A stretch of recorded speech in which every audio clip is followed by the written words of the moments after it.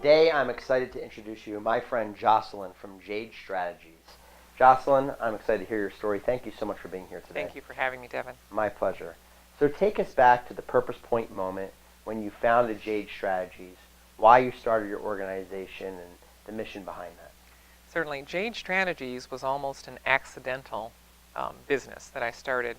My intention years ago was to be in business for myself, so I had intended to do that, perhaps just not that soon, but in 2010 I founded JADE Strategies because I realized that there were organizations out there looking for exactly what I had been doing for the past 20 years before that, and that is building strategy to become strong and sustainable when they make changes.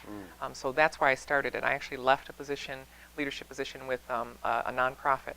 And I instantly received phone calls from several nonprofits saying, we heard you were no longer there, would you come consult for us and help us with strategy? And that was strategy around growth, around fundraising, around employee development, leadership development. And that's how it actually was born. And a few months after that, I incorporated and the company was born. Wow. So you were already living this out, but in a career path. Correct. And then word got out that you were available. Yes. And people said, hey, come help us with your expertise. That's exactly what happened. And you said, maybe there should be a company around this, and that's how you were born. There was, and I actually did have a passion for what I was doing, and also a passion for being in business for myself to do the things I was doing. I actually come from a very long line of entrepreneurial women. I am actually my fourth generation of women in my family to be college educated. My daughter is the fifth generation, and we are all about education and all about empowerment and working in community, and all of those things just came together as a perfect storm for me when I could work with organizations to make them better. Remember, it started out with nonprofits, right. And it grew to for-profits. I even have now some public organizations I work with, such as Oakland County and West Bloomfield Township and others, but it started out being, the purpose point was to help organizations be the best they could be, working with their mission, their vision, and usually that's about bottom line, but also making sure their people were equipped with the leadership skills they needed to be successful. Wow. So much alignment on so many levels in a lot of the spaces where we've spent time. I'm so excited to sit across from someone who shares that exact same passion. I'm excited that you followed that. Thank you. That's Thank you, awesome. Davin. So it's been 9 years now, right? Almost 9 years in March. So, and it's not just you. Nope. You have a team of people that you work with, I some do. of them that work directly as a part of your organization, some that are kind of subcontracted out for areas that are outside of your internal realm. Yes. So as you work with these individuals, it's been 9 years. As most companies, as they grow, they tend to lose sight of that initial purpose and that mission. How have you kept that at the forefront of what you're doing, leading the people that work directly for you and those that are working alongside you? Well, we have a mantra that we use, and it is about helping organizations and individuals master extraordinary leadership and sustainable transformation. That's what we do, and that actually is all over the place. In the office, it's on collateral material and such, so everyone sees that within. When I'm working with contractors, they're usually also other entrepreneurs. I'm looking for the kind of people to work with who understand that we're actually looking for bringing out the greatest leadership skills we can in people, and what they don't know, we want to tell them, but make sure that it also aligns with their passion, their interest, not always their skill set, because that can be taught, right? And we can enhance emotional intelligence and teach. But I'm looking for organizations and people to work with that understand that. And people who work for me, I have several interns who've worked for me, and they all know that that's where we are, that we're about bringing out the best in people, and that it's the people of the organization that make whatever is going to happen. So you have to start there. That's why leadership development is a part of everything we do, even if it's strategic planning, if it's strategic communication, whatever the overall project is that we're working on, we're working first with people, and making sure that they feel like they have the tools to get done what it is they are responsible for accomplishing. I love that. I love that. The answer to that question is really just one word. People. It's people. Right? I mean, it doesn't have to be this elaborate, rocket science behind that. It simply is people. We share that all the time. In fact, when we've talked about PurposePoint, we've talked about how every company starts with purpose. They bring people on board. They put processes in place. They start becoming profitable, and often they lose sight of the way to keep that going is to just focus on people element. Right? Keep that in the forefront. I love that you're doing that. Absolutely. So we have many, many years of hopefully growth ahead for JADE Strategies. So I'm assuming that you will continue to partner with others, continue to grow, and as you continue to grow and expand, how do you plan to keep that purpose and that vision alive for the next 10, 20 years and beyond? That's a great question, Davin. What we've done is we've expanded even over the last 9 years. I was saying before that we started out doing just strategic planning for nonprofits. We've now realized there are so many different facets to having sustainable change take place in an organization that are very much tied to people, right? So we're now into leadership development at every level.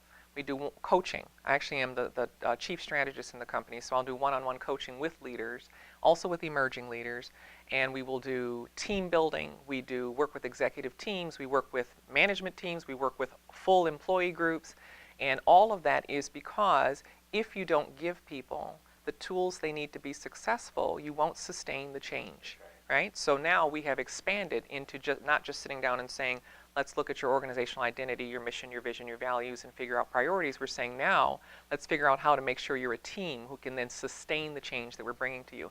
So we've already made a lot of expanding some changes to the organization in the last 9 years. I see that only getting larger, meaning that we will grow. Right now, we are a national group. I see us becoming international. I just recently received a certification in personality dimensions, which is one of those, it's the next iteration of your personality and temperament tests. It's a Myers-Briggs, child of Myers-Briggs. So that's a certification that came out of Canada, which means now I'm certified to actually do training, team building in Canada and also the United States. I see us expanding and being able to work all around the world. I'm looking, I hope, in the future to hire people who actually have some ties to other countries across the world so that we can then go in there and do team building and strategic planning and leadership development in other cultures. That's where I see us going. Global impact. Yes. Through leadership development. Absolutely. Through people. Yes. That's awesome. Mm-hmm. So this is the generation of impact. It's the generation of entrepreneurs. It's the generation of change. There are many who are even listening to this now that are tasked with having to lead organizations through these lenses, yes. Through purpose, through change, through strategy, yes. Through impact. What words of advice would you give to leaders out there who are tasked with this? So we have really talked about the importance of investing in people. This is going to be the bottom line in the future for any organization that wants to sustain change and continue to grow, continue to be better, continue to hold on to market share and even expand market share. You can say that when you look at working with people to give them skills, leadership skills, so that they can lead in whatever position they're in, they need leadership skills. They're going to be your frontline marketers. They're going to be, the folks who have to deal with all different departments to get things done.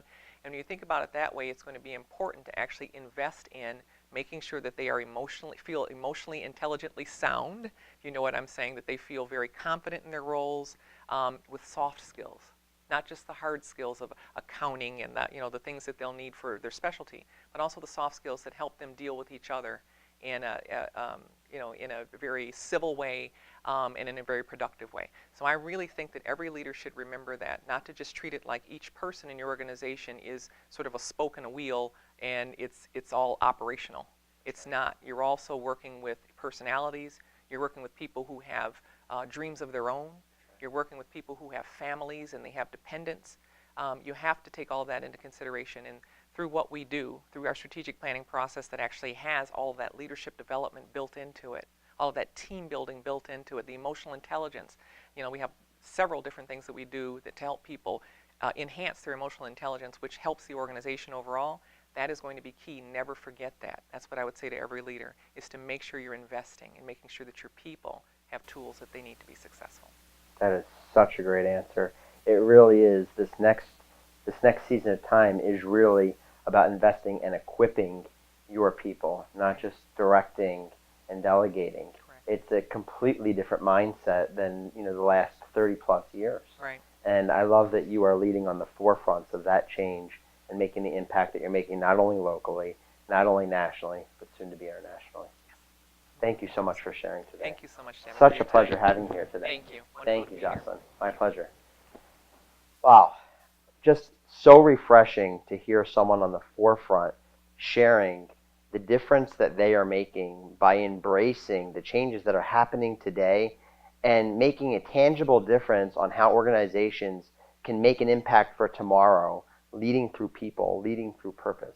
I hope that Joscelyn's story inspired you to lead through purpose, to lead through people in everything that you do personally and professionally. Thank you for listening again. Live purposefully.